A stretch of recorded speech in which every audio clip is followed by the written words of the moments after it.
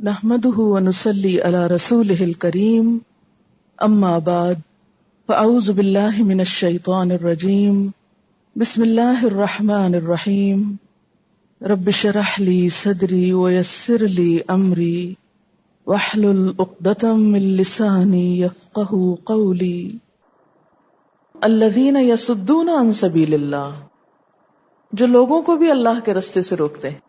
یہ ظلم ہے نا کہ ایسی سوچ کو عام کر دینا کہ لوگ اپنے رب سے دور ہو جائیں، ایسا ماحول پیدا کر دینا کہ لوگ اپنے رب سے بے نیاز ہو جائیں. یصدون عن سبیل اللہ ویبغونہا عوجا، اور ان کی ساری کوششیں کیا ہیں کہ دین اسلام میں نقص نکالے جائیں. آپ دیکھیں کہ آج اسلام دشمن قوتیں، اسلام کو نہ ماننے والے یہی کچھ تو کر رہے ہیں. ایک طرف لوگوں کو اسلام سے ڈرایا جاتا ہے، دوسری طرف اسلام کے خلاف پروپیگنڈا کیا جاتا ہے کہ یہ دہشت گردی کا دین ہے، اس میں فلاں اور فلاں خرابیاں. آئے دن کوئی نہ کوئی الزام، جیسے کہ اللہ تعالیٰ قرآن پاک میں فرماتے ہیں نا، ہؤلاء تحبونہم ولا یحبونکم، تم وہ لوگ ہو جو ان سے محبت کرتے ہو، ان کی خوبیاں، اچھائیاں، بھلائیاں دیکھ کر مر مٹتے ہو.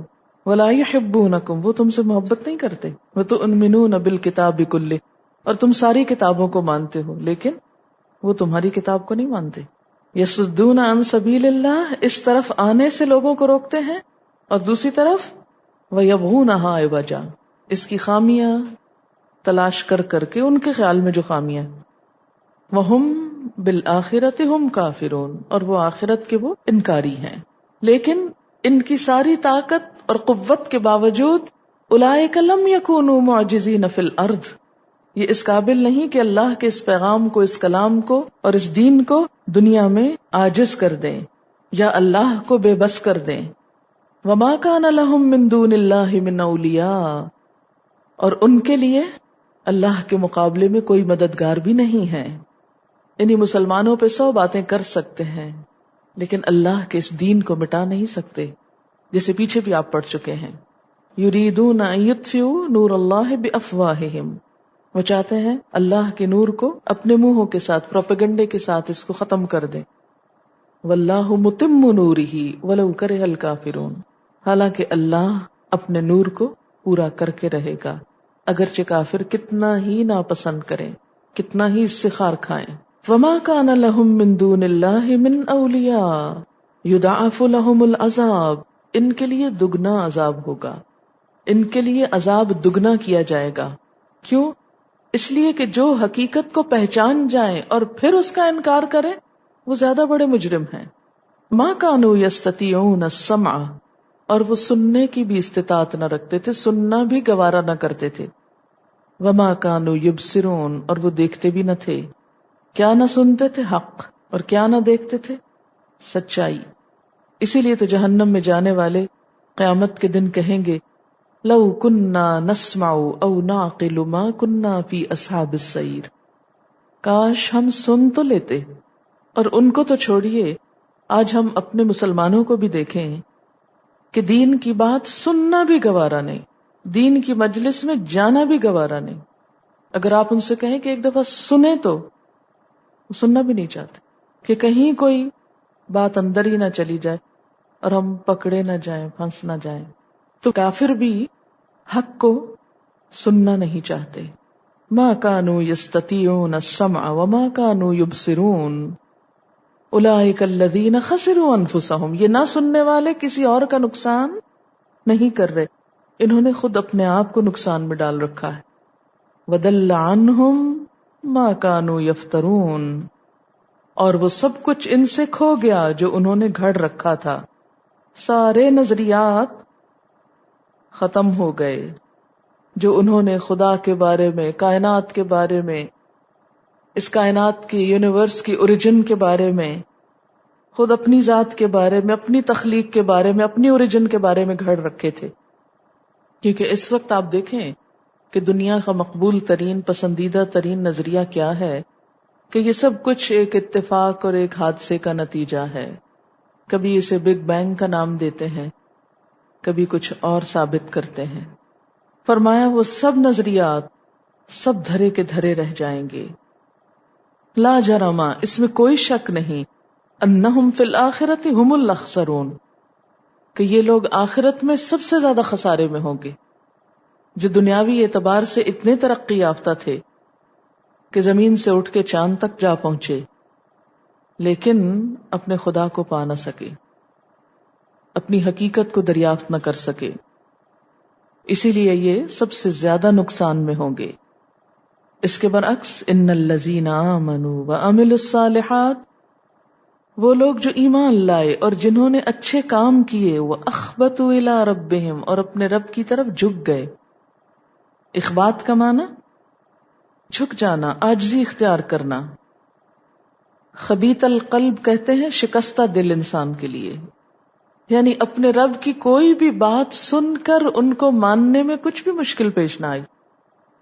جو سنا آمنا و صدقنا.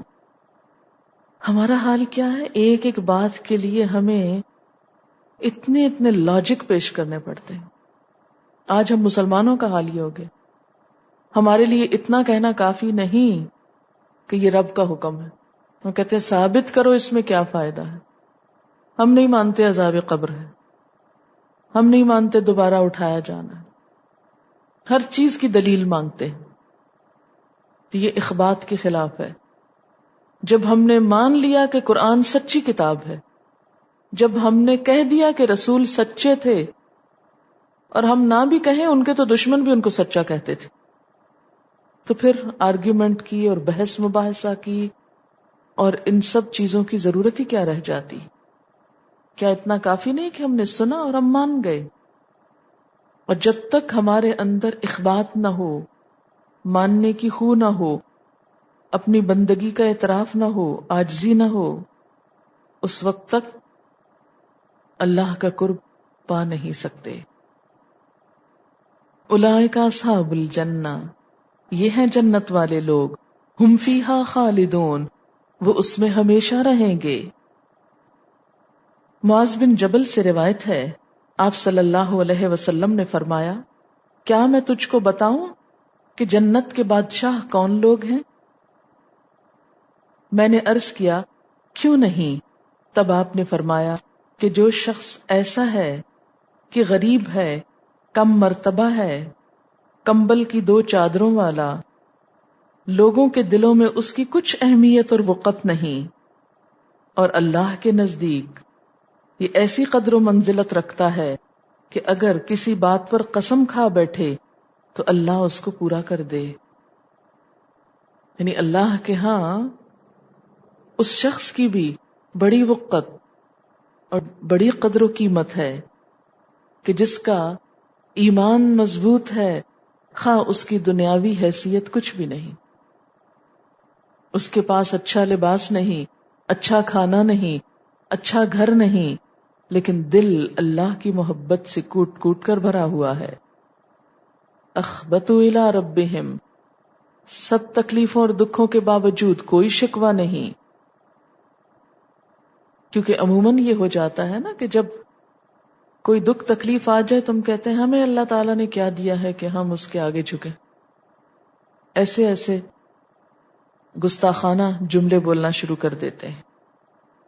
لیکن یہ کون لوگ ہیں؟ اخبتوا الی ربہم. اخبتوا الی ربہم میں ایک چیز یہ بھی آتی ہے کہ اپنے آپ کو اپنے مقصد کے حصول کے لیے گھلا دینا، گم کر بیٹھنا، اپنی ہستی کو مٹا دینا. اور جیسے شعر میں آتا ہے نا، مٹا دے اپنی ہستی کو گر کوئی مرتبہ چاہے، کہ دانہ خاک میں مل کر گل و گلزار ہوتا ہے. کہ دین اسلام کی خدمت میں یہ دیکھیں نا، تیسرا درجہ ہے نا، پہلا ایمان کا، دوسرا نیک کاموں کا، اور تیسرا اخبات کا، کہ اپنے آپ کو مٹا ڈالے، گھلا ڈالے اپنے رب کی اطاعت میں، اپنے دین کی خدمت میں. اور کامیابی کا راز بھی اسی میں ہے کہ انسان اپنے وجود کو بھول کر، اپنی ذات کو بھول کر اپنے رب کا اطاعت گزار ہو جائے. اور یہ چیز اسی وقت آتی ہے جب انسان کسی چیز میں سنجیدہ ہوتا ہے. جو شخص جس چیز میں جتنا سنجیدہ ہوتا ہے اتنا ہی زیادہ اس کے لیے اپنے آپ کو فنا کر ڈالتا ہے. کوئی شخص اگر اپنے کاروبار میں سنجیدہ ہے تو کیا ہوگا؟ وہ اپنا نیند، آرام، ہر چیز قربان کرے گا اور اس کام کو کنارے تک پہنچائے گا جس کا اس نے ذمہ لیا، عین بیچ میں نہیں چھوڑ دے گا. اسی طرح جو شخص جنت کمانے میں سنجیدہ ہو، سیریس ہو، وہ بھی اپنی کمٹمنٹ نبھائے گا اور خود کو گھلائے گا، اپنا وجود مٹائے گا. اخبتوا الی ربہم، اپنے رب کے آگے بے نام ہو جائے. کیونکہ جب تک انسان نام چاہے کہ میرا نام لگ جائے، یہ کام میں نے کیا، جب تک انسان لوگوں سے ریوارڈ چاہے اس وقت تک اخبات نہیں آ سکتا. اور پھر خبیث القلب کا معنی میں نے کیا بتایا ابھی آپ کو؟ شکستہ دل. شکستہ دل کا کیا معنی ہوتا ہے؟ ٹوٹے دل والا. یعنی دین کے راستے میں جس کا دل ٹوٹ ٹوٹ جائے اور پھر بھی وہ اپنے راستے سے باز نہ آئے، یعنی خود کو کچھ نہ سمجھنے والا کہ میری ہستی ہی کیا ہے، میں کون ہوں. اور یہ وہی کر سکتا ہے جو دین کے معاملے میں سنجیدہ ہو، کمیٹڈ ہو. یہ اخبات کمٹمنٹ ہے دراصل. اسی لیے وہ شعر ہے نا، تو بچا بچا کے نہ رکھ اسے، تیرا آئینہ ہے وہ آئینہ کہ شکستہ ہو تو عزیز تر ہے نگاہ آئینہ ساز میں. اس رب کی خاطر جتنا ٹوٹیں گے اتنے ہی بلند مرتبے پائیں گے. اخبتوا الی ربہم اولئک اصحاب الجنہ ہم فیہا خالدون. مثل الفریقین، دو گروہوں کی مثال. دو کون سے؟ ایک وہ جو کفر کریں اور دوسرے وہ جو ایمان لائیں. فرمائے ان کی مثال ایسے ہی ہے کالاعمی والاصم، کہ ایک گروہ تو اندھا بہرا ہے، والبصیر والسمیع، اور دوسرا گروہ دیکھنے سننے والا ہے. ایک کو اندھا بہرا کیوں کہا گیا؟ اس لیے کہ وہ سنتے ہیں، دیکھتے ہیں، لیکن عمل کوئی نہیں بدلتے، کرتے کراتے کچھ نہیں. اور دوسرا وہ جو کان لگائے ہوئے ہیں، جو نگاہیں کھولے ہوئے، پوری طرح الرٹ ہیں، کانشیس ہیں، ہر چیز کو توجہ سے سنتے ہیں اور کر لینا چاہتے ہیں. فرمایا هل یستویان مثلا، کیا ان دونوں کی بات برابر ہو سکتی ہے؟ ان کی مثال ایک جیسی ہو سکتی ہے؟ یہ دونوں ایک جیسے ہو سکتے ہیں؟ افلا تذکرون، کیا تم نصیحت نہیں پکڑتے ہو؟ کیا تم کو ہوش نہیں آتی؟ غور نہیں کرتے ہو؟ ان کا انجام ایک جیسا نہیں ہو سکتا. ہم خود کو دیکھیں کہ ہم کس جگہ کھڑے ہیں. کیا اعمیٰ اور اصم کی طرح؟ کوئی پرواہ نہیں کیا کہا گیا، کیا بتایا گیا، کیا پڑھا گیا، کیا پڑھایا گیا، یا یہ کہ اللہ کی ایک ایک بات کو غور سے توجہ سے سننا کہ یہ میرے لیے ہے اور مجھے اس کے مطابق خود کو بدلنا ہے. مجھے یہ نہیں کہنا کہ اس کو بدل دو، یہ تو کسی اور کا قول ہے. ائت بقرآن غیر ھذا او بدلہ. تو دنیا پرست، مادہ پرست اور خدا پرست، دین پرست انسان کے ہر طریقے میں فرق ہوتا ہے. وَلَقَدْ أَرْسَلْنَا نُوحًا إِلَىٰ قَوْمِهِ، اور البتہ تحقیق بھیجا ہم نے نوح علیہ السلام کو اس کی قوم کی طرف. ہر پیغمبر اپنی قوم کی طرف بھیجا گیا کیونکہ وہ اس کی نفسیات، اس کے حالات، اس کی خوبیوں اور خامیوں سے اچھی طرح واقف ہوتا ہے. تو جس شخص کو اللہ کا پیغام لوگوں کو پہنچانا ہو، اسے اپنے مخاطبین کے ماحول اور نفسیات کا اچھی طرح علم ہونا چاہیے تاکہ وہ انہیں صحیح بات پہنچا سکے. وَلَقَدْ أَرْسَلْنَا نُوحًا إِلَىٰ قَوْمِهِ، وہاں جا کر انہوں نے کیا کہا؟ انی لکم نذیر مبین، بے شک میں تمہارے لیے کھلم کھلا ڈرانے والا ہوں، خبردار کرنے والا ہوں. پیغام کیا لایا ہوں؟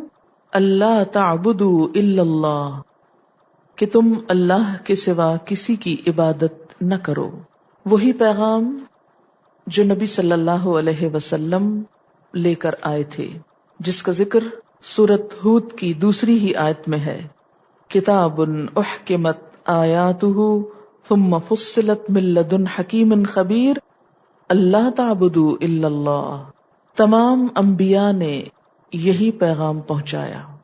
ہر نبی نے آ کر لوگوں کو یہی بتایا کہ اللہ کے سوا کسی کی بندگی نہ کرو، کیونکہ اگر تم نے اللہ کو چھوڑ کر کسی اور کی طرف توجہ کی تو انی اخاف علیکم عذاب یوم علیم، میں تمہارے بارے میں دردناک دن کے عذاب سے ڈرتا ہوں.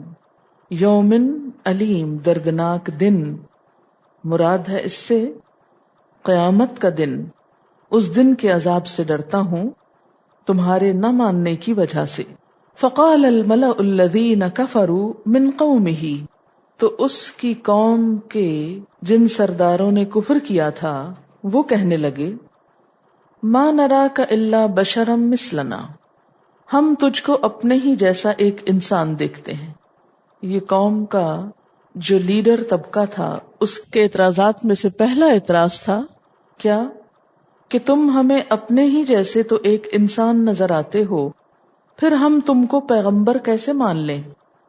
دوسرا اعتراض، وما نراک اتبعک الا الذین هم اراذلنا بادی الرأی، اور ہم دیکھتے ہیں کہ ہماری قوم میں سے بس ان لوگوں نے جو ہمارے ہاں سب سے گھٹیا تھے ظاہری نظر میں تمہاری پیروی کر لی، بے سوچے سمجھے تمہاری پیروی اختیار کر لی ہے بغیر غور کیے. تو گویا ان کو ایک اعتراض کیا تھا کہ بشر نبی کیسے ہو گیا، بشریت اور نبوت کے امتزاج پر حیران تھے.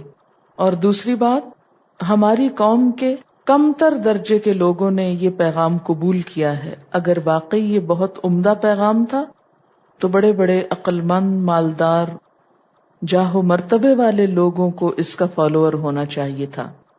چونکہ ان کے ہاں اس نظریے نے پاپولیرٹی اختیار نہیں کی، اس لیے ہمارے خیال میں یہ کوئی بہت اچھی بات بھی نہیں. کیونکہ دنیاوی اعتبار سے عموماً یہی ہوتا ہے کہ کسی بھی چیز کو جب بڑے اختیار کر لیتے ہیں، خواہ وہ غلطی کیوں نہ ہو، تو وہی عمدہ قرار پاتی ہے، وہی اصل قرار پاتی. تو اراذل رذیل سے ہے، ارذل کی جمع ہے اراذل، افعال التفضیل کا صیغہ ہے، حقیر، ذلیل. اور اراذل ہو تو سب سے زیادہ حقیر اور ذلیل، نیچ، کیونکہ خود کو وہ بڑا ہونے کی وجہ سے شریف سمجھتے تھے اور غریبوں کو غربت کی وجہ سے نیچ سمجھتے تھے. اور بادی الرأی، بادی بدا سے ہے، نہیں ظاہری طور پر. بادی الرأی کہتے ہیں سطحی سوچ، شیلو، یعنی جن کی سوچ بڑی شیلو ہے، جو دور رس نہیں ہے، جو گہرائی میں نہیں سوچتے. کیونکہ گہرائی میں سوچنے والے تو یہ دیکھتے ہیں نا کہ اس دین کو اختیار کر کے ہمیں فائدے کیا کیا ملیں گے، ہمارا کاروبار کتنا چمکے گا، اور اس کو اختیار کر کے ہمارا نقصان کہاں کہاں ہو سکتا ہے. دنیا پرست، دنیا دار اور دنیا کی محبت میں ڈوبے ہوئے لوگ ہمیشہ کسی بھی چیز کو اختیار کرنے سے پہلے یہ ضرور دیکھتے ہیں کہ ان کی دنیا کا کتنا فائدہ اور نقصان ہے. اور جو دنیاوی اعتبار سے پہلے ہی نقصان میں ہو، پہلے ہی ان کے پاس کچھ نہ ہو، تو ان کو یہ سوچنے کی ضرورت ہی پیش نہیں آتی. لہذا ان کو حق کے قبول کرنے میں کوئی مشکل نہیں ہوتی. حق سامنے آتے ہی وہ فوراً قبول کر لیتے ہیں، کیونکہ انہیں کچھ بہت بڑا چھوڑنا نہیں. دنیا والوں کو تو دنیا چھوڑنی پڑتی ہے، اور دنیا کی محبت ہی تو انسان کے لیے سب سے بڑی مشکل ہے، تو بھلا وہ اس کو چھوڑیں کیسے؟ اور عموماً یہی ہوا کہ ہر پیغمبر کے فالوورز میں سے ابتدائی فالوورز کون تھے اور اکثریت کن لوگوں کی تھی؟ غریب لوگوں کی. شاہ روم ہرقل نے جب ابو سفیان سے پوچھا تھا آپ صلی اللہ علیہ وسلم کے بارے میں، تو ان میں سے ایک بات یہ بھی تھی کہ اس پیغمبر کے پیروکار معاشرے کے معزز سمجھے جانے والے لوگ ہیں یا کمزور لوگ؟ تو ابو سفیان نے کہا کمزور لوگ. اس پر ہرقل نے کہا کہ رسولوں کے ماننے والے پیروکار ہمیشہ یہی لوگ ہوتے ہیں، یعنی یہی لوگ آگے بڑھتے ہیں، یہی قربانیاں کرتے ہیں. بڑوں کے لیے ان کی بڑائی رکاوٹ بن جاتی ہے، ان کی انا کا مسئلہ ہو جاتا ہے کہ اگر ہم دین کے اس حکم پر عمل کر لیں تو ہماری وہ جو دنیاوی شان و شوکت ہے وہ ڈوب جائے گی. ہم سب بھی ذرا اپنے اوپر غور کریں اور سوچیں کہ کہیں ایسا تو نہیں کہ ہمارے اندر بھی کہیں یہ خیال چھپا بیٹھا ہو کہ دین کا یہ حکم مانے کا نہ مانے، مانا تو پھر یہ اور یہ نقصان ہو جائے گا. آپ دیکھیں بڑے بڑے نقصان، مال جانا، جان جانا، اولاد جانا، کاروبار جانا، یہ تو ایک طرف چھوڑیں، ہم کو تو اتنی قربانی بھی گوارا نہیں کہ ہمارے بال بیٹھ جائیں گے. لو سر ڈھک لیں، بال بٹھا لیں اپنے. اگر ہم چھوٹی چھوٹی چیزیں اپنی غور کریں جو ہمیں اللہ کی نافرمانی پہ اکساتی ہیں، تو اصل میں وہ کیا ہے؟ اپنی پوجا پرستش سے ہماری شان میں فرق آ جائے گا. لو اب ہم سب کے سامنے بیٹھ کے نمازیں پڑھیں، اس پارٹی میں، اس شادی میں، تو کپڑے خراب نہیں ہوں گے، میک اپ خراب ہو جائے گا. یہ شان ہی تو روکے ہوئے. اور جس بیچارے کو مہنگے کاسمیٹکس خریدنے کے لیے پیسے ہی نہیں، اس کو تو یہ پریشانی نہیں ہوگی نا، لہذا وہ تو کہیں بھی نماز پڑھ سکتا ہے. جس کو اپنی کچھ شان مقصود نہیں، وہ مٹی پر بھی رل سکتا ہے، زمین پہ کہیں بھی سجدہ کر سکتا ہے، گھاس پہ بھی کر سکتا ہے، مٹی پہ بھی کر سکتا ہے، پتھر پہ بھی کر سکتا ہے، اس لیے کہ اس کو اپنی سکن کی کسی الرجی کا کوئی فکر ہی نہیں کہ رنگ خراب ہو جائے گا. تو بعض اوقات حد سے بڑی ہوئی دنیا کی محبت انسان کو اللہ کی اطاعت سے دور رکھتی ہے. دور نہ رکھے تو کم از کم پچھلی لائن میں ضرور رکھتی ہے، پچھلی لائن میں. اسی لیے تو کہا گیا نا کہ جنت میں ایسے لوگ 500 سال پہلے چلے جائیں گے جو دنیاوی طور پر بہت بڑے نہیں تھے لیکن دین میں آگے نکل گئے تھے، تو وہ آخرت میں سب کو پیچھے چھوڑ جائیں گے اور خود پہلے جا پہنچیں گے وہاں. مگر ہم سچے دل سے سوچیں کہ وہ کون کون سے نقطے ہیں، ہر ایک اپنا اپنا انالیسس کرے، آنکھیں اور کان کھول کے دیکھیں. ابھی پیچھے 2 گروہوں کی بات ہوئی ہے، ساتھ ہی 2 آیتیں پیچھے، اعمی اور اسم اور بصیر اور سمیع. ہماری سب سے بڑی مشکل یہ ہے کہ ہمارے اندر ان صلاحیتوں کو استعمال کرنے کی کوئی ٹریننگ ہی نہیں. اپنے آپ کو دیکھ ہی نہیں پاتے کہ ہم کہاں غلطی کر رہے ہیں. ہم کو جھنجھوڑ کے بھی بتایا جائے تو ہم حیرت زدہ ہو جاتے ہیں کہ اچھا واقعی یہ بھی غلطی. ہم کو خود نظر نہیں آتی اپنی غلطی. نہ دیکھیں کوئی بات نہیں، اللہ تو دیکھ رہا ہے نا. تو ہم میں سے ہر شخص خود سے پوچھے کون کون سی وہ باتیں ہیں کہ جو مجھے اللہ کی بات ماننے سے روکے ہوئے ہیں، اس کی طرف بڑھنے نہیں دیتی، اس کی طرف آگے جانے نہیں دیتی. اور ان میں عموماً سب سے بڑی قربانی سٹیٹس کی، شان و شوکت کی، نام کی، رتبے کی، جاب کی، عہدے کی. اور یہ سب شیطانی خوف ہوتے ہیں نا. اگر آپ کی گھر میں انڈرسٹینڈنگ اچھی ہے تو یہ باتیں بالکل بیکار ہیں، اور اگر انڈرسٹینڈنگ ویسے نہیں تو ان چیزوں کے سہارے زیادہ دن نہیں چلتے. یہ چیزیں زیادہ دن کسی کو روک نہیں سکتی کچھ غلط کام کرنے سے. لیکن ہم ہر چیز کا نزلہ دین پر گراتے ہیں نا. خرابی اپنے اندر ہوگی، کوئی کمی بیشی وہاں ہو گئی، بدنام دین کو کریں گے، دین کی وجہ سے یہ ہو گیا. کس قدر افسوس کی بات ہے، ہم خدا سے ڈرتے نہیں. قصور اپنا ہوتا ہے، الزام دین کو دیتے، دین میں آنے کی وجہ سے فلاں کا گھر ٹوٹ گیا، دین کی طرف آنے سے فلاں کے ساتھ یہ ہو گیا. حالانکہ اگر اینالائز کیا جائے تو اور بہت سے کلیشز ہوتے ہیں جو پہلے سے ہی ٹوٹنے کے کنارے پہنچے ہوئے ہوتے ہیں اور ایک بہانہ چاہیے ہوتا ہے. وہ جیسے ایک یہودی کا واقعہ آتا ہے کہ وہ مسلمان ہوا یہ کہ اس کا مال و دولت جاتا رہا. عام طور پہ بھی ہو جاتا ہے، کئی لوگوں کا آپ نے دیکھا ہوگا اچھے سے اچھا بزنس ایک دم سب کچھ کولیپس ہو جاتا ہے. یہ تو اللہ کا فیصلہ ہے، دینا لینا اس کا اپنا کام ہے. پھر کیا ہوا؟ اس کے کچھ رشتہ دار بھی مر گئے. پھر کیا ہوا؟ وہ نابینا ہو گیا، کہنے لگا اسلام منحوس ہے، مجھ سے اسلام کو لے لو. آپ نے فرمایا اسلام لیا نہیں جاتا. یعنی اس نے دین کو منحوس کہنا شروع کر دیا کہ جب سے میں دین میں آیا ہوں میرے اتنے نقصان ہو گئے ہیں. اچھا، ہم لوگ بھی اپنی مجلسوں میں بیٹھ کے کیا کہتے، کیا کریں جب سے یہ کام شروع کیا ہے یہ بھی گیا یہ بھی گیا یہ بھی گیا. تو آپ کا کیا خیال ہے اگر آپ یہ شروع نہ کرتے تو اس وقت میں یہ اور یہ نقصان نہیں ہو سکتے تھے؟ ہو سکتے تھے، ویسے بھی ہو جاتے. ان سب لوگوں سے پوچھئے جو دین کی طرف نہیں چل رہے، کیا ان کی زندگی میں کوئی نقصان نہیں، کوئی کمی نہیں؟ یہ دن اور رات کا آنا اور جانا یہ تو ایک فطرت کا حصہ ہے، یہ تو ہوگا. اگر دین کے راستے میں آ کے آزمائش آ گئی تو دین کے باہر بھی آئیں گی، وہاں بھی پریشانیاں آئیں گی. لیکن دین میں ہوتے ہوئے پریشانی آتی ہے تو انسان کے پاس بہت مضبوط سہارا ہوتا ہے اللہ کا، جبکہ باہر وہ نہیں ہوتا. یہ آپ کو سنبھال لیتا ہے، باہر آپ کولیپس ہو جاتے ہیں. لیکن افسوس کہ ہم جس شاخ پہ بیٹھے ہیں اسی کو کاٹتے ہیں، پھر انجام اچھا کیسے ہو.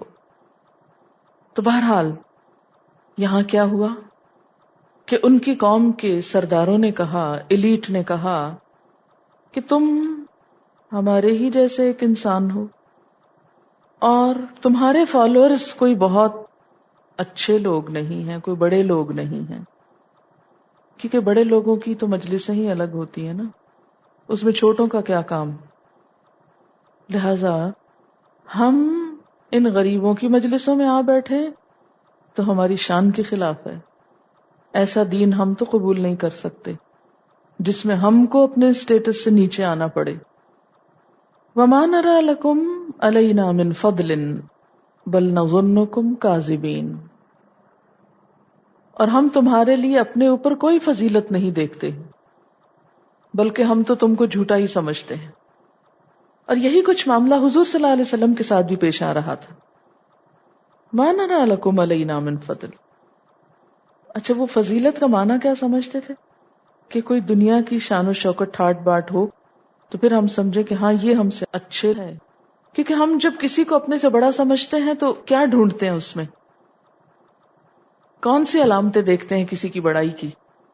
اس کا اخلاق، ایمانداری، کردار؟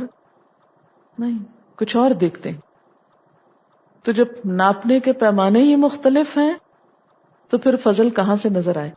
حالانکہ پیغمبر اپنی قوم کے انتہائی با اخلاق، صادق و امین انسان ہوتے. انک لعلی خلق عظیم، لیکن اخلاقی بلندیاں ان کو نظر ہی نہیں آتی. وہ دولت اور دنیاوی شان و شوکت کے پیمانوں پہ ناپتے رہتے ہیں کہ پیغمبر کے پاس گھر کتنے ہیں، گاڑیاں کتنی ہیں، اور خزانے کتنے ہیں، باغ کتنے ہیں، زمینیں کتنی ہیں. یہ چیزیں تلاش کرتے ہیں، اور جب وہ نہیں ملتی تو وہ سچائی، امانت، دیانت سب کچھ ان کے نزدیک کوئی حیثیت نہیں رکھتی. اور ہر دور میں اکثریت کا یہی حال رہا ہے کہ کسی کی بڑائی کو پہچاننے کے لیے صرف ظاہری چیزیں دیکھی گئیں، اور نہیں ماننا تو نہ مانو، الٹا الزام بھی دے دیا، بل نظنکم کاذبین. وآخر دعوانا ان الحمد للہ رب العالمین. سبحانک اللہم وبحمدک نشہد ان لا الہ الا انت نستغفرک ونتوب الیک. السلام علیکم ورحمۃ اللہ وبرکاتہ.